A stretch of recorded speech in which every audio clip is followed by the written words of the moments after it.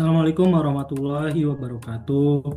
Perkenalkan, kami dari kelompok 6 akan mempresentasikan proyek akhir mata kuliah digital kreatif dengan judul My Reservasi, Digitalisasi Modern untuk Reservasi Bon Pipa pada PT Steel Pipe Industry of Indonesia atau PT Spindo. Selanjutnya, di kelompok 6 ini, perkenalkan, saya Abdul Rahman dan beberapa rekan-rekan saya.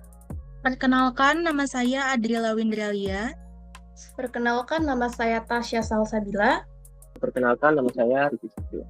Selanjutnya, langsung aja kepada pembahasan presentasi kita yang akan dibawakan oleh Kak Adrila. Kepadanya dipersilakan.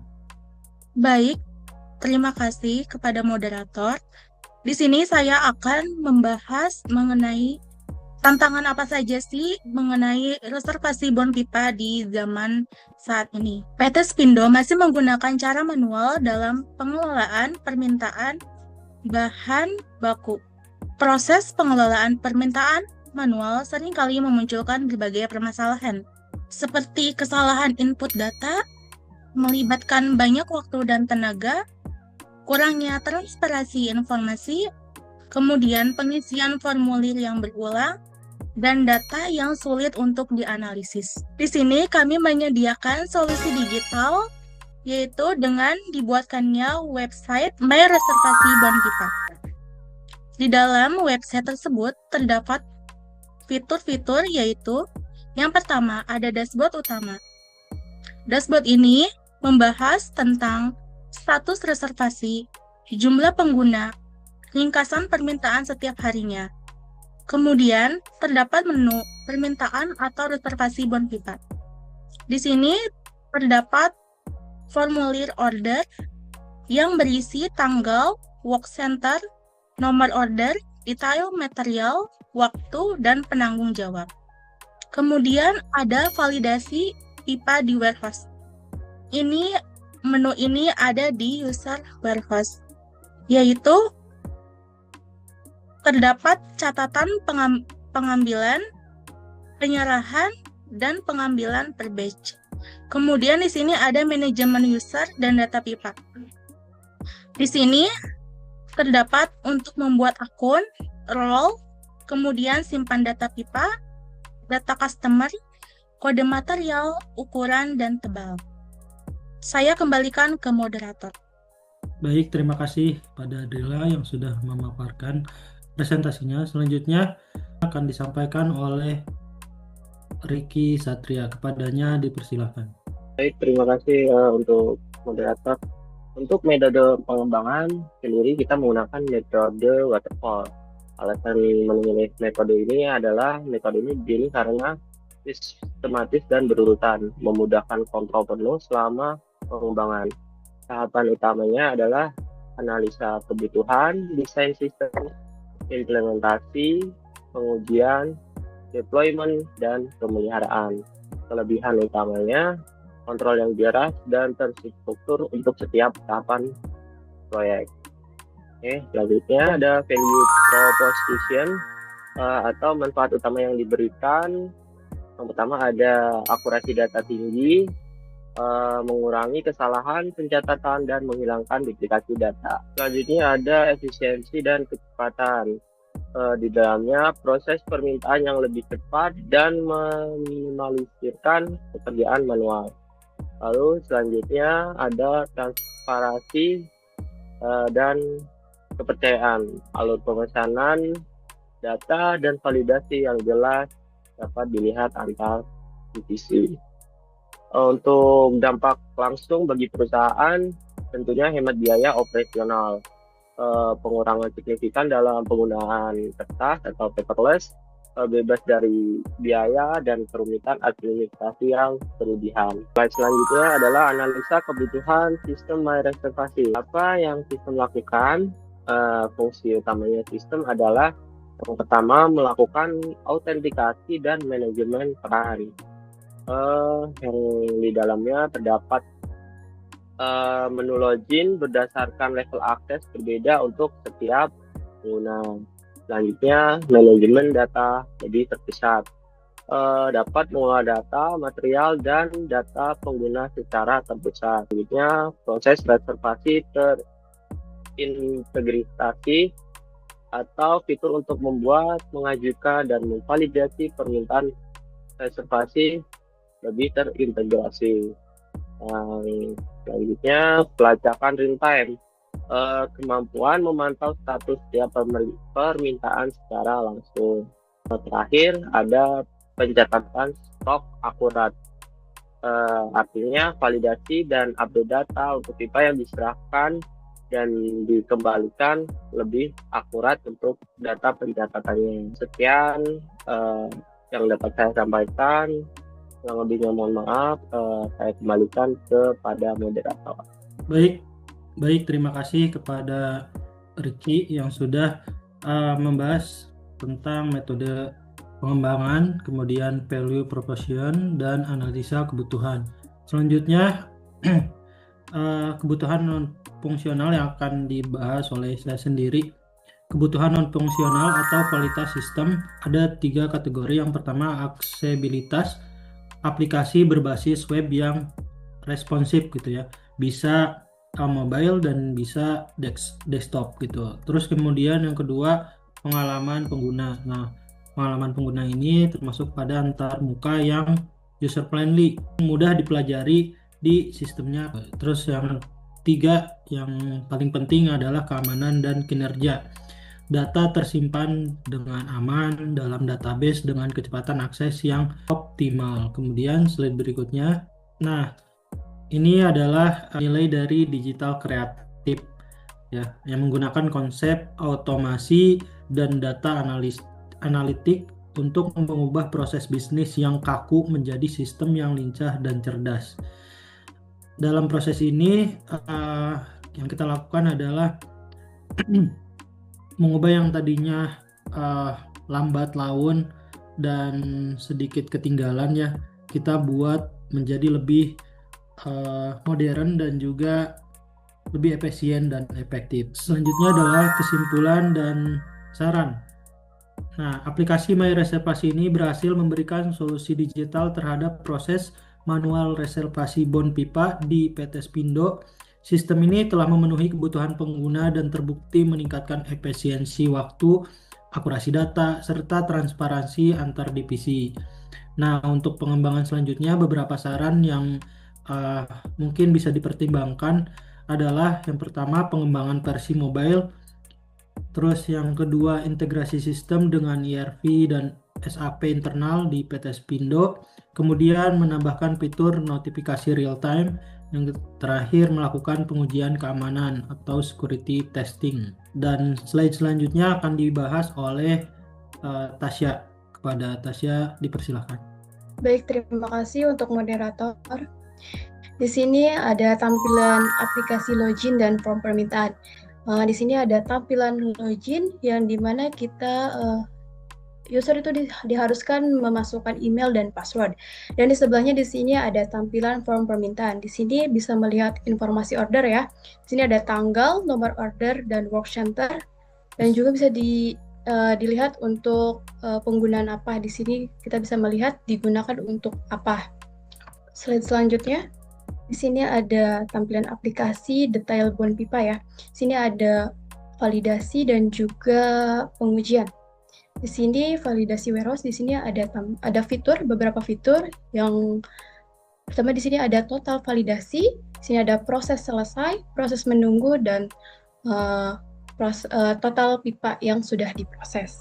Selanjutnya di sini ada pengujian black box yang dilakukan untuk memastikan semua fungsionalitas berjalan sesuai skenario. Itu memastikan data bon tampil lengkap saat tombol detail klik dan hasilnya pas. Memastikan status bon berubah menjadi disetujui saat tombol disetujui diklik, hasilnya pas. Implementasi sistem yang dikembangkan berfokus pada detail teknis dan struktur routing dari source code. Detail teknologi sistem ini dikembangkan menggunakan tumpukan teknologi modern, framework, Laravel 10, bahasa pemrograman PHP, Database, MySQL. Front-end, Tailwind CSS dan Blood Template. Tools pengembangan, Visual Studio Code dan Laragon. Struktur routing web.php bagian kanan menunjukkan file web.php yang mengatur alur navigasi aplikasi. Homepage baris 19-22 mengarahkan pengguna dari root URL langsung ke halaman login. Dashboard baris 24-30 root ini dilindungi oleh middleware auto dan mengarah ke controller dashboard controller. BONPIPA routes baris 32-39 grup route untuk modul BONPIPA dengan prefiks BONPIPA. Ini mencakup fungsi dasar seperti index, create show, edit, dan bahkan rute untuk membuat PDF. Validasi warehouse routes baris 41-44, grup route untuk modul validasi warehouse dengan prefiks validasi warehouse yang juga mencakup fungsi index dan add. Slide ini menunjukkan dua komponen penting dari arsitektur aplikasi Laravel, controller, dan migration untuk database. 1. BONPIPA controller.php sisi kiri. Ini adalah controller utama untuk mengelola data BONPIPA. Controller ini mewarisi kelas controller dasar Laravel. Fungsi indeks baris 13-16.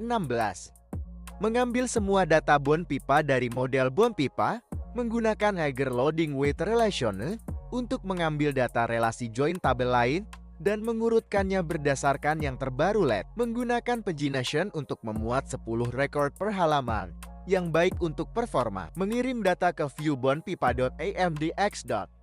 Fungsi create baris 18-21. Mengambil data work center dan data pipa dari database. Mengirim data ini ke view bonpipa.create untuk digunakan dalam formulir pembuatan BONPIPA baru.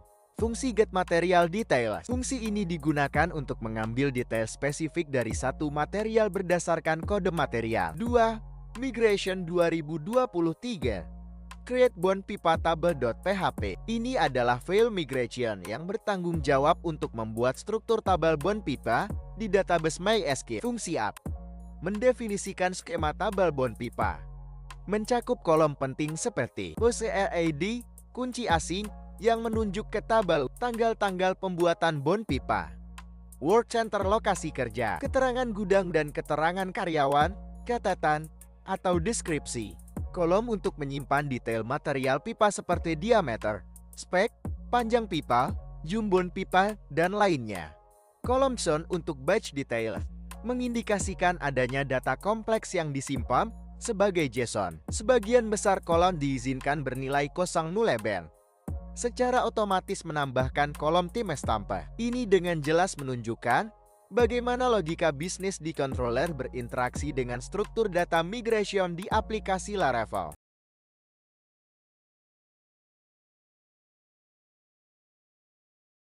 Di sini kita akan login terlebih dahulu. Kita masuk sebagai user repro. Berikut ini tampilan dashboard. Ada status yang terpantau. Masuk ke menu BON, kita tambah BONPIPA untuk melakukan reservasi BONPIPA. Di dalamnya kita mengisi formulir reservasi, mengisi detail material, penggunaan pipa, informasi waktu sesuai shift kerja, dan penanggung jawabnya siapa. Tidak lupa kita juga harus mengisi jumlah penggunaan pipa seperti kuantitinya berapa. Dan setelah selesai diisi semua, kita klik simpan. Berikut ini detail BONPIPA yang sudah dilakukan reservasi. Kita akan klik ekspor PDF untuk hasilnya seperti berikut. Kita akan mencoba masuk ke menu validasi pipa.